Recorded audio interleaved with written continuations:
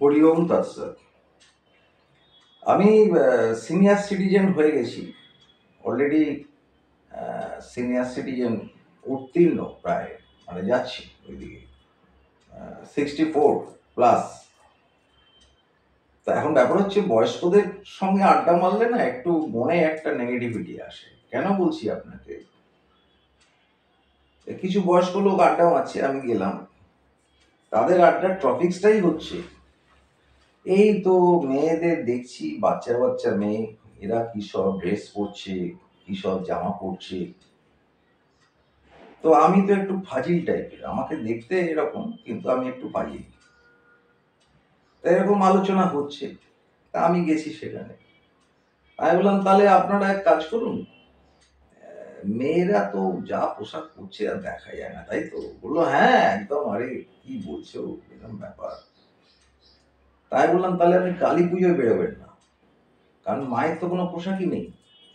কারণ মেয়েদের এই পোশাক দেখে আপনার যে ফিলিংসটা হচ্ছে, এর থেকে ডেঞ্জারাস এবং ননভেজ ফিলিংস হবে আপনার মাকে দেখে, কারণ মায়ের তো পোশাক নেই। তারপরে ডাকিনী যোগিনী আছে, কি যে হয়ে যাবে কে জানে। তা কালী পুজোর দিন আপনি বেরোবেন না, প্লিজ বাড়িতে থাকুন। ব্যাস, আমার ওপর খেপে গেল। এই তুমি, মাকে দেখে হতে পারে, পরের মেয়েকে দেখে আপনার যখন এই মানে দৃষ্টি বিভ্রম আসছে, মাকে দেখেও তো হতে পারে, একই তো ব্যাপার। মায়ের তো পোশাক নেই। ব্যাস, আমাকে সে মানে ওইখানে শিরোতানি করে দেয় প্রায়, এমন অবস্থা। মানে সিনিয়র সিটিজেন তখন কে বলবে, বুড়োগুলো সব উত্তেজিত হয়ে গেছে, আমাকে মানে কি করবে। এরকম অনেক হয়, এরকম ক্ষেত্রে হয়। যেমন একজন মানে খুব নামকরা একটা দোকান, তার মালিক যথেষ্ট ভদ্র, শিক্ষিত এবং কালচার। তা আমাকে একদিন বললে ওই যে লোকটা দেখছিস যাচ্ছে রাস্তা দিয়ে, খুব সেয়ানা, দারুণ ধুরন্ধর একদম। তাই বললাম, তো অসুবিধে কি আছে? আমার 5টা বন্ধু যদি সেয়ানা হয়, ধুরন্ধর হয়, চালাক চতুর হয়, এটা তো আমার উপকারেই লাগবে। তা আপনার যদি মনে হয় যে আপনি একলা চালাক থাকবেন, তাহলে আপনি এক কাজ করুন, আন্দামানে দোকানটা দিন, ওই জারোয়াদের ওখানে, কারণ ওরা সবাই ধূর, আপনি ওখানে একমাত্র সেয়ানা থাকবেন। ব্যাস, খেপে গেল আমার উপর। ব্যাপারটা তাই তো, অনেকগুলো বাতি জ্বললেই তো ঝাড় হয়। তো আমার সঙ্গে যদি আরো অনেক সেয়ানা থাকে, বা চালাক লোক থাকে, বা ধুরন্ধর লোক থাকে, এতে আমি আলোকিত হব। আর আমার সঙ্গে যদি সব বোকা লোক থাকে, হ্যাঁ, আমি একমাত্র চালাক, তাহলে আমার জারোয়াদের সঙ্গে থাকা উচিত। কারণ এটা তো মোমবাতি হলো, আর তো কোনো আলো নেই। এটা ঝাড়বাতি হয় না, এটা মোমবাতি হয়। আমি চালাক আর সব বোকা। এগুলো কেন বলেন? একটা মানুষ চালাক হোক না, আপনার প্রতিবেশী সে, তো ফলে তার চালাকিটা আপনার তো সেবায় লাগবে।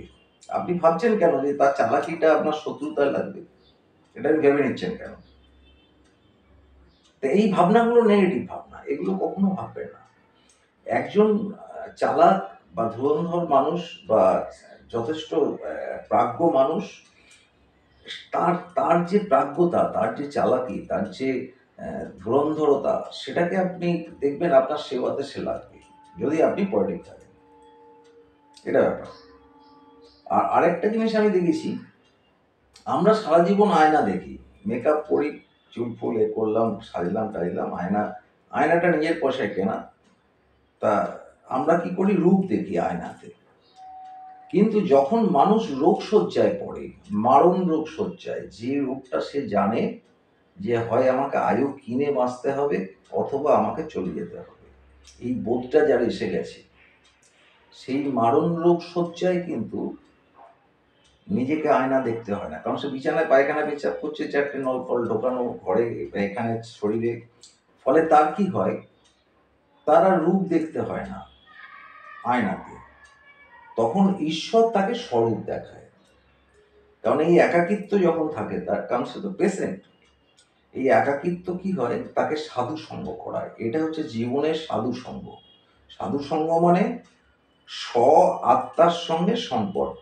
স্ব মানে আমার নিজের আত্মার সঙ্গে আমি যে সম্পর্ক করছি, এটাকে বলে সাধু সঙ্গ। তা এবার কি হয়, ঈশ্বর তখন আয়না পাঠান, টিভির মতো, যে তুই কি কাজ করেছিস, পিকচারগুলো দেখ সারা জীবন। তো এটাকে বলে স্বরূপ দেখা, মানে ঈশ্বরের আয়নায় আমরা স্বরূপ দেখি, স্বরূপ দেখি। আর নিজের কেনা আয়নায় আমরা সারা জীবন কিন্তু রূপ দেখি।